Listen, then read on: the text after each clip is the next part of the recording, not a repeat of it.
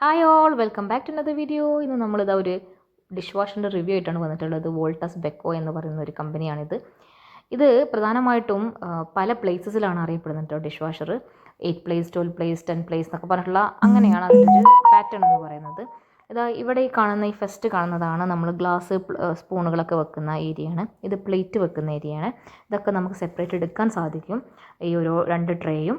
Okay, ഇതിൻ്റെ ഉള്ളിൽ കാണുന്നതാണ് നമുക്ക് എന്താ പറയുക ക്ലീനിങ്ങിനൊക്കെ യൂസ് ചെയ്യാൻ വേണ്ടിയിട്ടുള്ളത് ഏരിയയാണിത്. അതുപോലെ തന്നെ അതാ ഈ വലിയ കാണുന്ന നെറ്റും നമുക്ക് 2 ആഴ്ച 3 ആഴ്ച കൂടുമ്പോഴൊക്കെ ക്ലീൻ ചെയ്യാം. പിന്നെ ഒരു ഫാൻ, ഒരു കറങ്ങണ 2 ഫാൻ ഇതിൻ്റെ ഉള്ളിലുണ്ടാവും.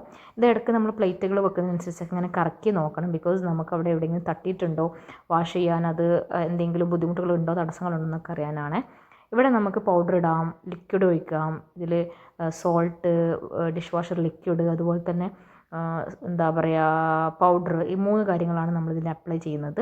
ആൻഡ് ഓൾസോ ഇവിടെ കാണുന്നതാണ് നമുക്ക് പവർ ഓൺ ആക്കാനുള്ളത്.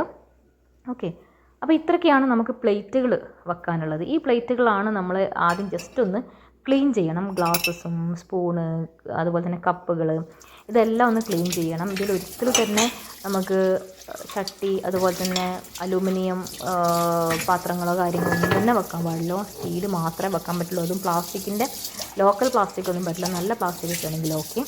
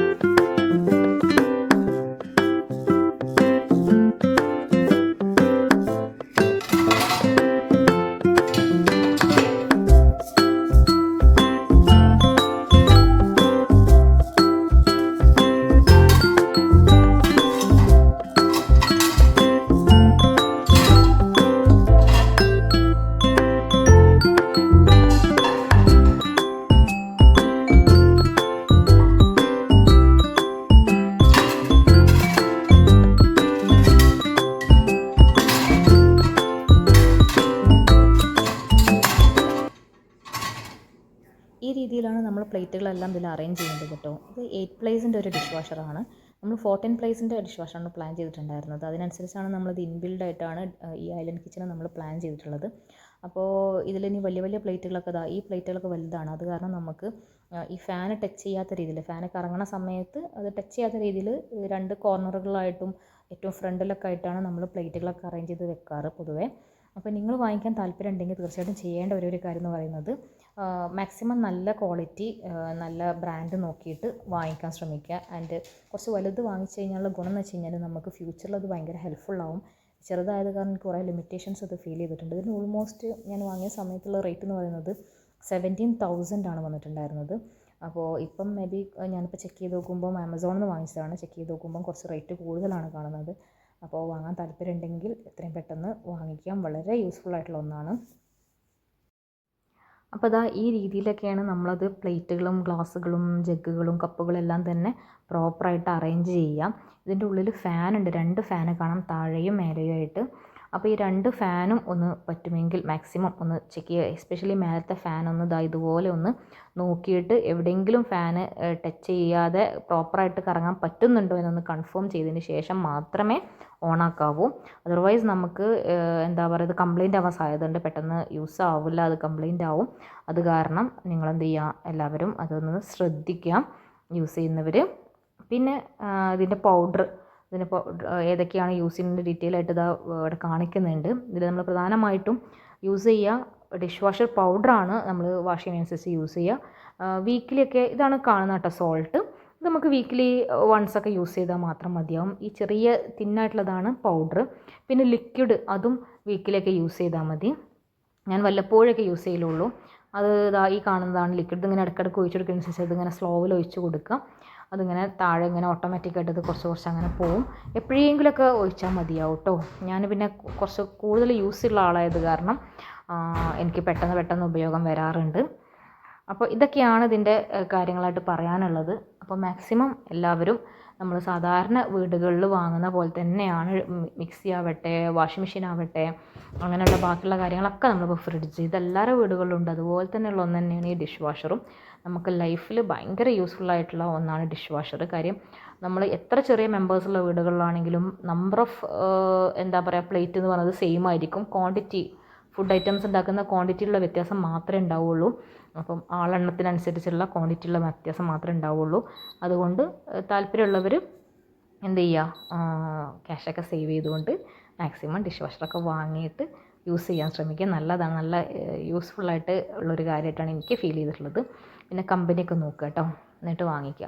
ആൻഡ് ഇതാ ഇവിടെ കാണുന്ന ഈ ടൈമർ ഉണ്ടല്ലോ, ഇതാണ് ഈ രീതിയിലായിട്ട് നമ്മൾ സെറ്റ് ചെയ്തിട്ടുള്ളത്. പല രീതിയിലും നമുക്ക് ടൈമർ സെറ്റ് ചെയ്യാൻ പറ്റും. നമ്മൾ വാഷിംഗ് മെഷീൻ യൂസ് ചെയ്യുന്ന പോലെ തന്നെയാണ്. 1.5 മണിക്കൂർ, 2.5 മണിക്കൂർ, 3 മണിക്കൂർ, 3.5 മണിക്കൂറൊക്കെ എന്ത് ചെയ്യാൻ പറ്റും, ഇതിൽ ടൈം സെറ്റ് ചെയ്യാൻ പറ്റും. ഞാൻ അധികം 1.5 മണിക്കൂറിലാണ് സെറ്റ് ചെയ്യാറ്. അപ്പോൾ 1.5 മണിക്കൂർ കഴിഞ്ഞ് കഴിഞ്ഞാൽ അതിങ്ങനെ ഒരു കിക്ക് ചെയ്യണ സൗണ്ട് ഉണ്ടാവും, എൻഡ് എന്ന് കാണിക്കും. എന്നിട്ട് ശേഷം നമുക്കതൊന്ന് ചെക്ക് ചെയ്ത് നോക്കി കഴിഞ്ഞ് കഴിഞ്ഞാൽ ഭയങ്കര ചൂട് വെള്ളം കൊണ്ടാണ് ഇവരിത് ക്ലീൻ ചെയ്യുന്നത്. അതുകൊണ്ട് തന്നെ വെട്ടി തിളങ്ങും. പ്ലേറ്റും ഗ്ലാസും പാത്രങ്ങളൊക്കെ പുതിയ പോലെ നമുക്കിത് കിട്ടും എന്നുള്ളതാണ്. അപ്പോൾ നമ്മൾ സാധാരണ പാത്രം കഴുകുന്ന പോലെ ആയിരിക്കില്ല ഡിഷ് വാഷറിൽ കഴുകുന്നത്. നല്ല ക്ലീൻ ആൻഡ് നീറ്റ് ആയിരിക്കും. സാധാരണ എല്ലാവരുടെ വീടുകളിലും ഗ്ലാസ്സുകളൊക്കെ കുറേ വർഷങ്ങൾ കഴിഞ്ഞ് കഴിഞ്ഞാൽ ഒരു മങ്ങിയ കളറും അല്ലെങ്കിൽ കഴുകിയിട്ട് ചെറിയ ഉണങ്ങി ചെറിയ ഡ്രോപ്സുകളൊക്കെ ഗ്ലാസ്സുകളിൽ കാണാം. പക്ഷേ നമുക്ക് ഡിഷ് വാഷറിൽ കഴുകി കഴിഞ്ഞാൽ എപ്പോഴും ഫ്രഷായിട്ട് പുതിയ ഇതുപോലെയാണ് ഡിഷ് വാഷറിൽ കഴുകി കഴിഞ്ഞാൽ നമുക്ക് കാണാൻ സാധിക്കും. അപ്പോൾ താല്പര്യമുള്ളവർക്ക് വാങ്ങാം, യൂസ് ചെയ്യാം. വളരെ ഹെൽപ്ഫുള്ളായിട്ടുള്ള, ഞാൻ തീർച്ചയായിട്ടും റെക്കമെൻഡ് ചെയ്യുന്ന ഒന്നാണ് ഡിഷ് വാഷർ എന്ന് പറയുന്നത്.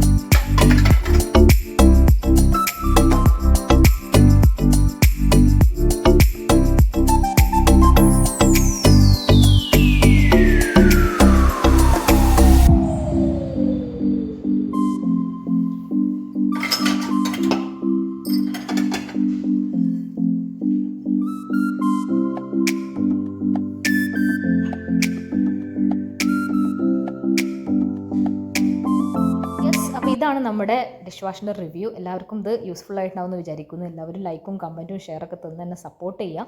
Thank you so much for watching my video once again.